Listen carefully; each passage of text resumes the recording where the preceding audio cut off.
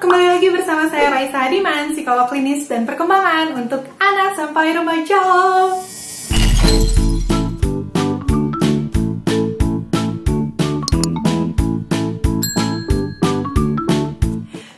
Oke, ini adalah video ke-19. Di video ke-19 ini saya pengen sharing tentang racism atau the psychology of racism. Ini hal yang sensitif banget buat diobrolin, apalagi kalau misalnya kalian lihat muka saya, pasti udah langsung mikir, ya kenapa dia ngomongin tentang rasisme? Mungkin ya, saya juga nggak tahu, mudah-mudahan sih enggak. Tapi saya pengen bahas dari sisi psikologisnya. Apapun yang saya bilang di sini, ini adalah dari sisi psikologis. Tentang definisi rasisme, kayaknya saya udah nggak perlu sebutin lagi. Mungkin sudah cukup familiar tentang apa sih itu rasisme. Tapi saya pengen kasih tahu bahwa rasisme itu dari sisi psikologis sebenarnya merupakan defense mechanism. Apa itu defense mechanism? Jadi defense mechanism adalah sesuatu yang seseorang lakukan ketika dia merasa terancam secara psikologis. Maaf ya, itu ayam kenapa siang-siang bunyi ya? Oke, kita lanjut ya. Defense mechanism ini sebenarnya adalah sesuatu yang gak apa-apa, boleh-boleh aja dan wajar-wajar aja untuk dilakukan ketika manusia memang merasa terancam secara psikologis gitu ya. Nah, gimana dong awal mulanya bibit-bibit bisa terjadi rasisme? Jadi pertama-tama banget, seseorang itu memang memerlukan sense of identity, atau seseorang itu perlu punya identitas, perlu tergabung ke suatu kategori atau suatu kelompok yang lebih besar dari dirinya gitu ya. Atau sederhananya, seseorang tuh perlu jaminan, kira-kira saya ini sebenarnya termasuk ke dalam kelompok mana, siapa orang yang sama dengan saya. Jadi itu asal mula kenapa sih kok seseorang perlu membentuk identitas, dia itu tergabung dalam ras mana, suku mana, agama mana, dan lain sebagainya. Kenapa sih manusia tuh perlu terkotak-kotak atau berkelompok-kelompok gitu ya. Dan ternyata sebenarnya rasisme ini bisa dilihat dalam 5 stage, yang mana tidak semuanya jelek. Stage yang pertama adalah ketika seseorang masuk ke dalam suatu grup yang dia anggap memiliki kesamaan dengan dia. Misalnya dia mengkategorikan dirinya sebagai saya adalah orang A, saya bersuku bangsa X, saya berdarah B gitu, atau saya memiliki agama Y dan lain sebagainya. Jadi itu adalah fase yang pertama atau stage yang pertama di mana seseorang masuk ke dalam suatu kelompok atau identitas.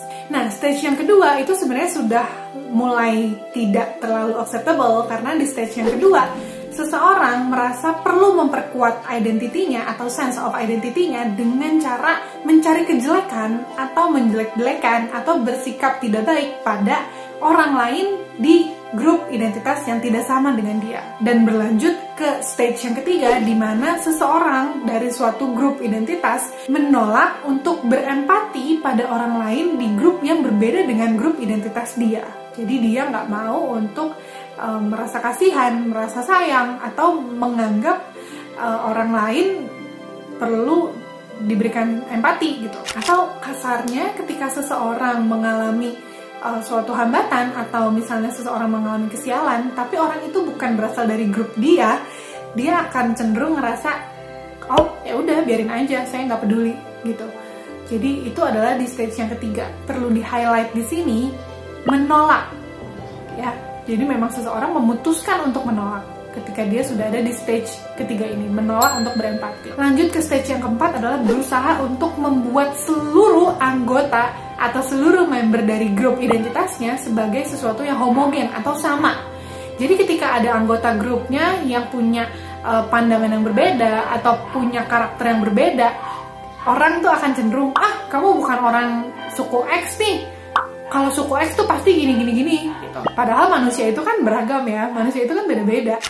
Dan stage yang kelima, stage yang paling parah, itu adalah kalau seseorang sudah melemparkan kegagalannya pribadi, atau seseorang sudah berusaha untuk menyalahkan orang dari grup lain atas kesalahan atau kekurangan atau ketidakberuntungan yang dia rasakan. Mungkin ketika mendengar ini kita ngerasa, kayaknya kalau saya sih nggak mungkin lah kalau stage yang kelima, kalau saya salah pasti saya ngaku salah. Tapi saya pengen ngajak kita untuk lebih banyak refleksi dulu. Siapa tahu kita juga pernah melakukan hal yang kelima tanpa kita sadarin. Kan lebih baik kalau misalnya kita sadar dan kita perbaiki daripada kita merasa bahwa diri kita benar terus, ya kan?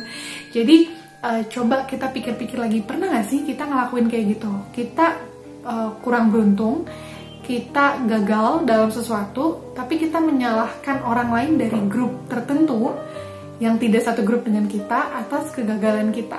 Nah, dari stage 1 sampai dengan 5, sebenarnya stage 1 itu masih sangat acceptable ketika seseorang melakukan defense mechanism, yaitu dia ingin masuk ke dalam suatu grup yang membuat dia memiliki identitas tertentu. Itu tuh sah-sah aja, boleh-boleh aja, oke-oke aja, selama dia tidak berusaha untuk menjatuhkan orang dari grup yang tidak sama dengan dia. Selama dia tidak berusaha untuk membuat orang lain yang bersalah atau orang lain yang bertanggung jawab atas kegagalan yang dia alami. Tapi menurut saya bukan stage 5 yang paling parah. Ada yang lebih parah, yaitu kalau misalnya pandangan kita tentang suatu grup yang beda dengan grup yang kita masuki itu sudah sampai mencekam atau bisa dibilang sampai memunculkan delusi. Jadi udah ada loh beberapa orang yang berawal dari dia memiliki pandangan negatif atau dia rasis gitu ya sederhananya, dan dia tuh sampai benar-benar punya pandangan yang paranoid gitu kalau misalnya ketemu orang dari grup lain, sampai dia tanpa ada stimulus apapun dia merasa bahwa dia akan dicelakai atau dia akan dibahayakan oleh orang dari grup yang tidak sama dengan dia. Nah, kalau misalnya itu terus-menerus dan sudah sampai mengganggu aktivitas, sampai mengganggu relasi sosial, itu sudah masuk ke dalam gangguan mental. Jadi bayangkan kalau misalnya kita membesarkan anak kita dengan cara-cara membeda-bedakan orang, atau misalnya kita mengajarkan seorang anak bahwa kalau suku X itu nggak bagus, kalau suku Y itu jahat, kalau suku Z itu bisa membahayakan kita. Itu sangat amat berpotensi membuat anak mengalami yang namanya rasisme, yang amit-amit itu tuh bisa loh berujung sampai ke delusional. Ya walaupun memang tidak semua rasisme bisa berujung pada delusional. Jadi yuk kita coba, kita usahakan untuk dari kecil anak kita tuh bukan membeda-bedakan orang berdasarkan rasnya atau suku bangsanya, agamanya atau apapun itu, tapi ketika kita mengalami suatu kejadian dengan orang-orang dari ras tertentu, ya lebih baik untuk kita melihat bahwa orang itu yang punya karakter kurang baik misalnya gitu, atau misalnya orang ini memang dia punya kecenderungan untuk memperlakukan orang dengan tidak baik. Jadi orangnya, bukan rasnya. Saya mengakui bahwa memang setiap budaya itu pasti ada peran dalam mendidik anak. Jadi memang gak bisa kita lepaskan 100%, karena memang kita terbentuk dari budaya tertentu yang mau gak mau ada nilai-nilai yang kita bawa yang tertanam dari kecil gitu. Tapi bukan berarti kalau misalnya seseorang itu melakukan kesalahan atau seseorang itu melakukan keburukan itu karena nilai-nilai dari budaya tertentu. Karena saya yakin semua budaya pasti mengajarkan hal yang baik.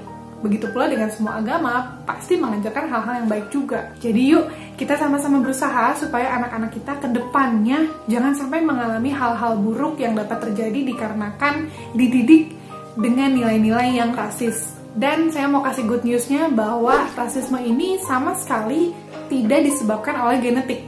Jadi ini pure karena pembentukan lingkungan dan karena psychological things yang terjadi selama proses kehidupan. Jadi sebenarnya semua orang tua punya peluang untuk membuat atau menghindarkan anaknya jadi orang yang rasis. Kalau kamu kira-kira gimana? Kamu mau anak kamu jadi orang yang rasis atau enggak? Mudah-mudahan sih enggak. Oke, kalau gitu sampai ketemu lagi di video berikutnya. Jangan lupa di subscribe dulu channel ini, dan jangan lupa di like, komen, dan share kemanapun itu. Sampai ketemu lagi, bye-bye.